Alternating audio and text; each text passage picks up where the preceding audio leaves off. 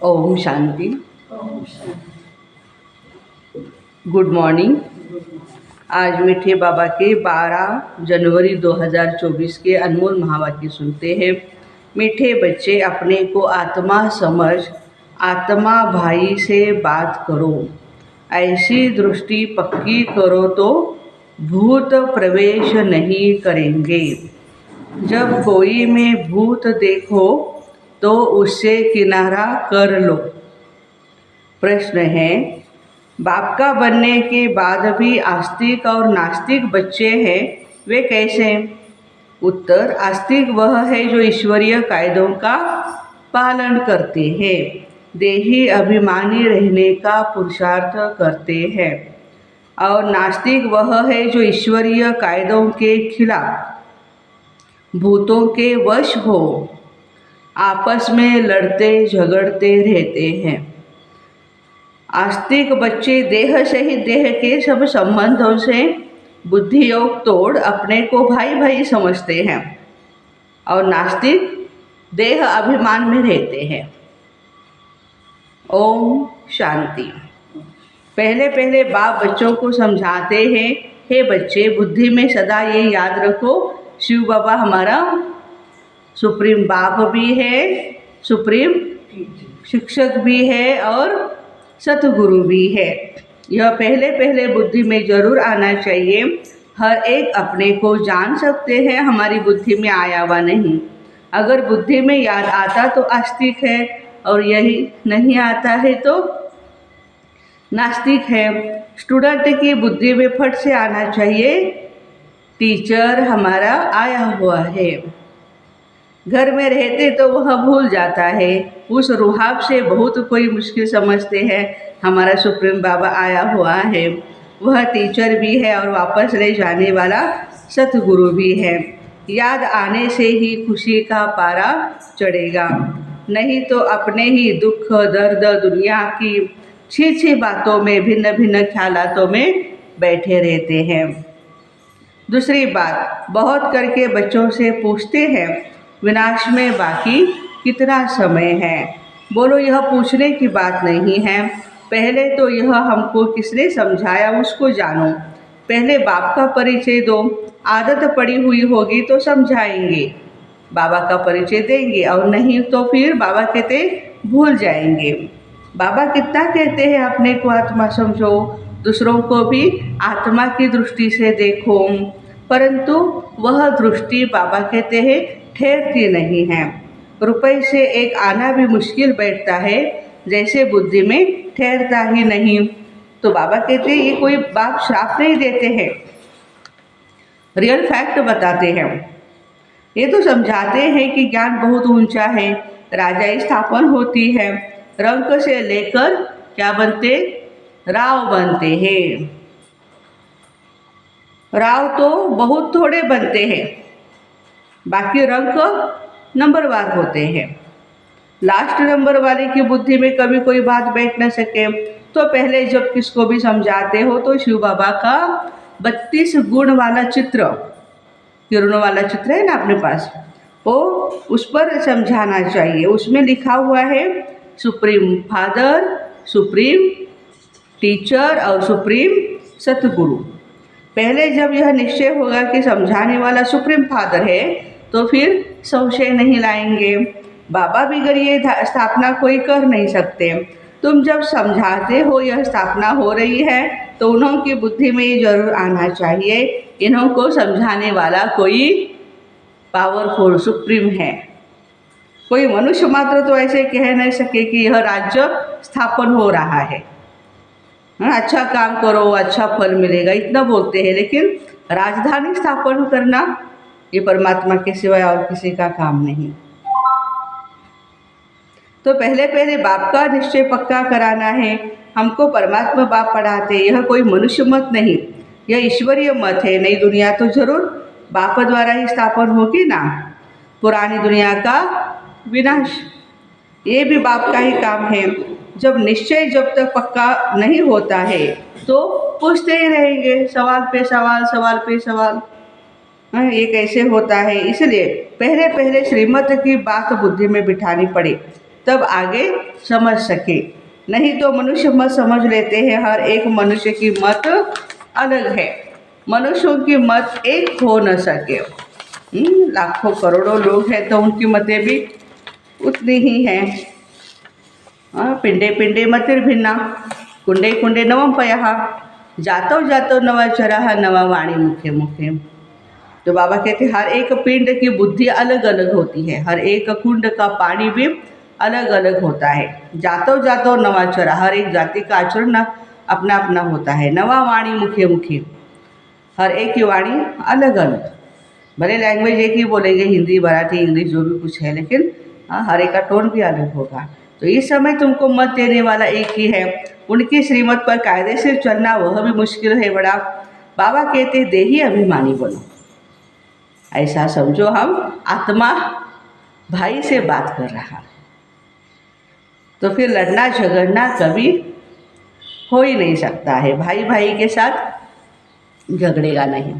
देह अभिमान में आया समझो नास्तिक, देही अभिमानी नहीं है तो वह नास्तिक। देही अभिमानी बनो तो समझो आस्तिक हो, क्योंकि देह अभिमान बहुत नुकसान कराता है। जरा भी लड़ते झगड़ते हैं तो समझो नास्तिक है। बाप को जानते नहीं, क्रोध का भूत है तो नास्तिक ठहरा। बाप के बच्चों में भूत कहाँ से आया? वह आस्तिक नहीं ठहरा। बल कितना भी कहे हमारा बाप में प्यार है, परंतु ईश्वरीय कायदे के खिलाफ बात करते हैं तो उन्हें रावण संप्रदाय का समझना चाहिए। देह अभिमान में है, कोई में भूत देखो, दृष्टि खराब देखो, हट जाना चाहिए। भूत के आगे खड़ा रहने से भूत की प्रवेशता हो जाती है। इसलिए कभी कभी इविल सोल के बारे में भी देखते हैं ना, उनके सामने आंखों में आंखें डाले तो वो आ जाएगी। इसलिए बाबा कहते भूत के सामने खड़ा नहीं रहना है। क्रोध का भूत होगा तो क्रोधी के सामने खड़ा रहेंगे तो उसका भूत हमारे अंदर भी आ जाएगा। भूत भूत आपस में लड़ पड़ते हैं।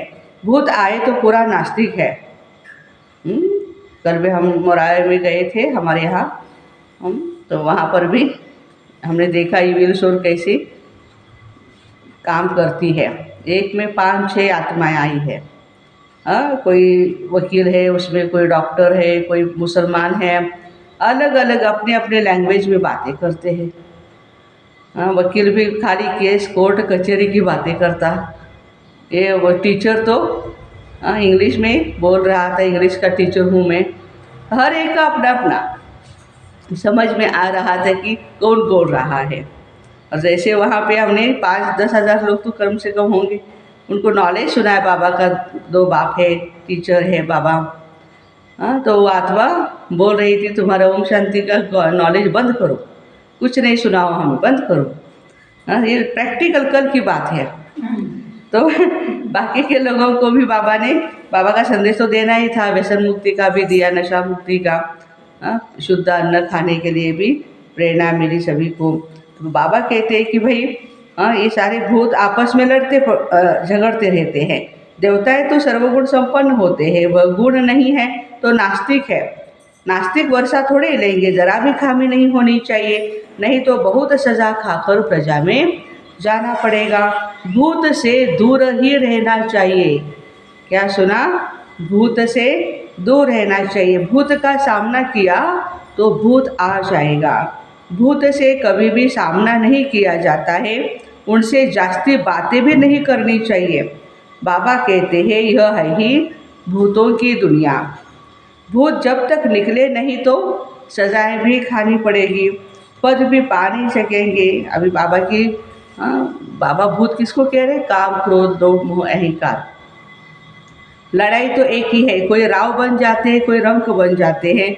राव की दुनिया अलग और रंकों की दुनिया भी अलग होती है। सब में भूत है, भूत निकालने का पूरा पुरुषार्थ करना चाहिए।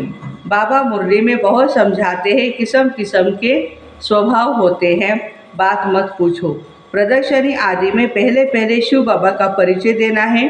बाबा कितना लवली है, वह हमको ऐसा देवता बनाते हैं। गायन भी है, मनुष्य से देवता किए करत न लागी बार। देवताएं थे सतयुग में तो जरूर उनसे पहले कलयुग था। यह सृष्टि चक्र का ज्ञान भी तुम बच्चों की बुद्धि में है, वहाँ यह ज्ञान इन देवताओं में नहीं रहेगा। अब तुम नॉलेजफुल बनते हो तो फिर पद मिल गया तो नॉलेज की दरकार नहीं। यह है बेहद का बाप, जिससे 21 पीढ़ी तुमको स्वर्ग का वर्षा मिलता है। तो ऐसे बाप को कितना प्यार से याद करना चाहिए। बाबा बाबा बाबा अंदर से आत्मा आसपास जाप करती रहे। बाबा सदैव समझाते हैं, हमेशा समझो शिव बाबा हमको समझा रहे हैं।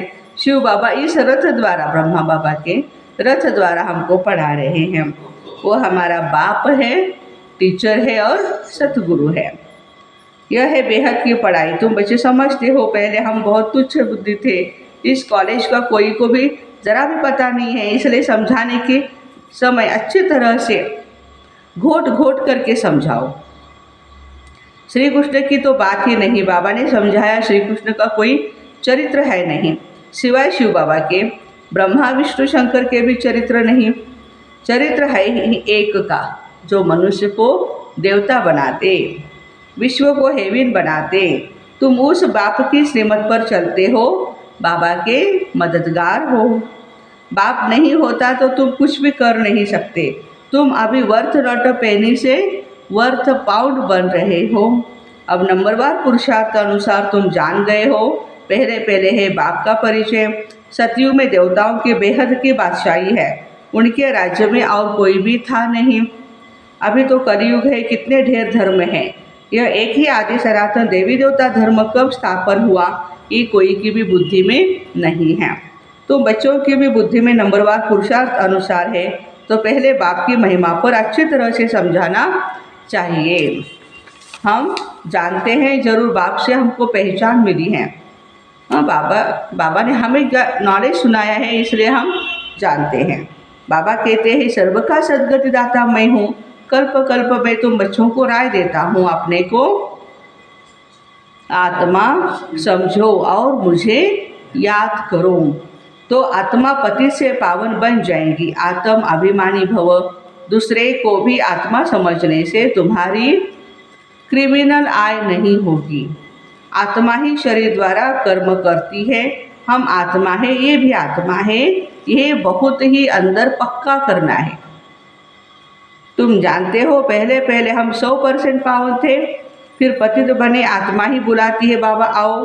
आत्मा का अभिमान भी पक्का रहना चाहिए और संबंध सब भूल जाने चाहिए। हम आत्मा स्वीट होम में रहने वाली है, यहाँ पाठ बजाने के लिए आई हुई है, हाँ, इस सृष्टि पर। यह भी तुम बच्चे समझते हो, तुम्हारे में भी नंबरवार है जिनको याद रहता। भगवान हमको पढ़ाते तो कितनी खुशी होनी चाहिए। भगवान हमारा बाप भी है और टीचर भी है, सतगुरु भी है। तुम कहेंगे हम उनके सिवाय और कोई को भी याद नहीं करते हैं। बाबा कहते देह से देह के सभी संबंध तोड़ मामे कम याद करो। तुम सब ब्रदर्स हो, कोई मानते हैं कोई नहीं मानते हैं तो समझो नास्तिक है। हम शिव बाबा के बच्चे हैं तो पावन होने चाहिए। बाप को बुलाते हैं, बाबा आकर के हमको पावन विश्व का मालिक बनाओ, पतित विश्व का नहीं, पावन। सतयुग में तो पावन होने की बात नहीं, पहले तो यह समझो यह शिव बाबा है, इनसे नई दुनिया स्थापन होती है। अगर पूछे कि विनाश कब होगा तो बोलो अल्प को समझो पहले। अल्प को नहीं समझा तो पीछे की बात बुद्धि में कैसे आएंगे।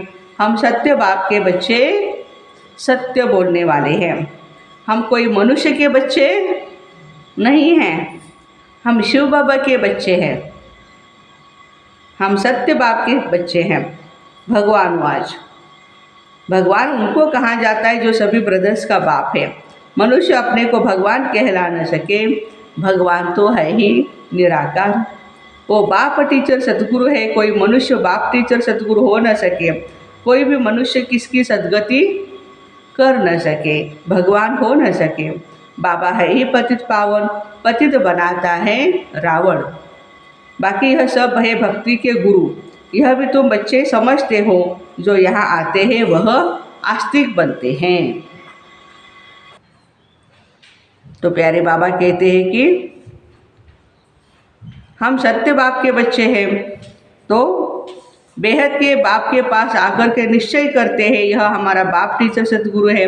जब कंप्लीट दैवी गुण आ जाएंगे ना हमारे में, तो लड़ाई लगेगी।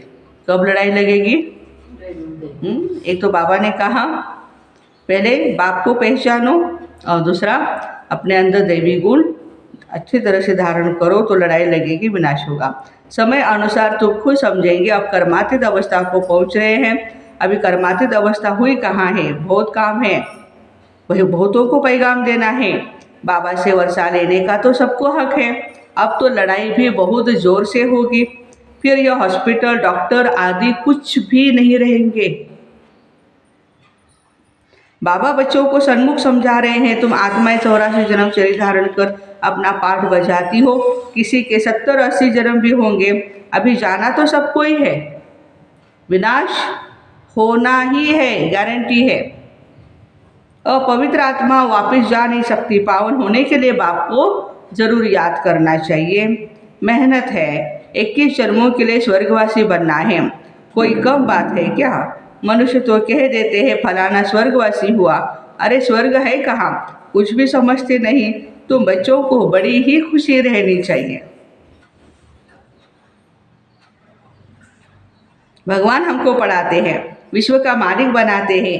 खुशी एक होती है स्थायी, स्थायी माना परमानेंट कहेंगे, और दूसरी होती है अल्पकाल की। एक सदाकाल की, एक अल्पकाल की। पढ़ेंगे पढ़ाएंगे नहीं, पढ़ेंगे और औरों को पढ़ाएंगे नहीं, तो खुशी क्या होगी? आसुरी गुणों को भी भगाना है। बाबा कितना समझाते हैं, कर्म भोग कितना है। जब तक कर्म भोग है तो निशानी है, अभी तक कर्मातीत स्थिति अवस्था हुई नहीं। अभी मेहनत करनी है, कोई भी माया के तूफान न आए। बच्चों को यह निश्चय है कि बाप ने हमको अनेक बार मनुष्य से देवता बनाया है। यह बुद्धि में आए तो भी अहो सौभाग्य। यह बेहद का बड़ा स्कूल है, और वह होता है हद का स्कूल। बाबा को बहुत तरस पड़ता है, कैसे इनको मैं समझाऊं। कोई से तो अब तक भी भूत नहीं निकले हुए हैं। दिल पर चढ़ने के बदले गिर पड़ते हैं। कई बच्चियां बहुत अच्छी रीति तैयार हो रही है। देखो बाबा शाबाशी दे रहे हैं, अनेकों का कल्याण करने के लिए। किस लिए तैयार हो रही है?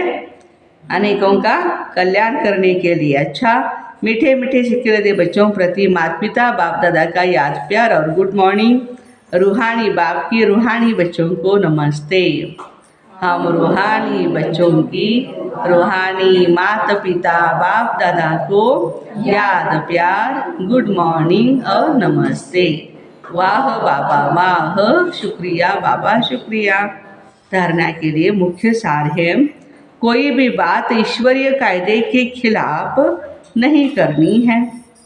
किसी में भी अगर भूत की प्रवेशता है या दृष्टि खराब है तो उसके सामने से हट जाना है, उनसे जास्ती बात नहीं करनी है।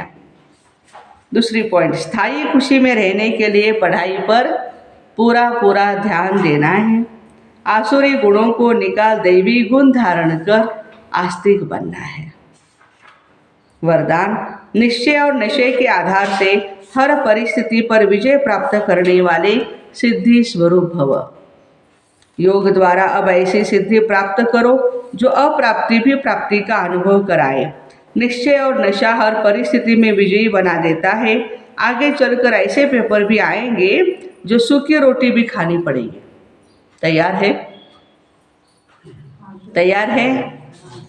हाँ जी, हाँ जो बहुत छोटा, हाँ धीमी धीमी आवाज़ में बोल रहे हैं। लेकिन निश्चय, नशा, योग के सिद्धि की शक्ति सूखी रोटी को भी नरम बना देगी, परेशान नहीं करेगी। सूखी रोटी को नरम कौन बनाएगा? हमारा निश्चय, हमारा नशा और योग की सिद्धि। आप सिद्धि स्वरूप की शान में रहो तो कोई भी आपको परेशान नहीं कर सकता। कोई भी साधन है साधन, आराम से उसको यूज करो, लेकिन वो साधन समय पर धोखा न दे। ये चेक करो। स्लोगन है, निमित्त बन यथार्थ पार्ट बजाओ तो सर्व के सहयोग की मदद मिलती रहेगी। निमित्त बन यथार्थ पार्ट बजाओ तो सर्व के सहयोग की मदद मिलती रहेगी। अव्यक्त साइलेंस, किसी भी कार्य में नवीनता की इन्वेंशन के लिए एकाग्रता की आवश्यकता है। चाहे लौकिक दुनिया की इन्वेंशन हो, चाहे आध्यात्मिक इन्वेंशन हो, एकाग्रता अर्थात एक ही संकल्प में टिक जाना, एक ही लगन में मगन हो जाना, अपनी शांत स्वरूप स्थिति में स्थित हो जाना। इससे बुद्धि का भटकना सहज ही छूट जाएगा। देह और देह की दुनिया सहज ही भूल जाएंगे और डबल लाइट फरिश्ता स्थिति का अनुभव होने लगेगा। तो ऐसे निश्चय और नशे के आधार से हर परिस्थिति पर विजय प्राप्त करने वाले सिद्धि स्वरूप भाई बहनों को ओम शांति। Have a nice day.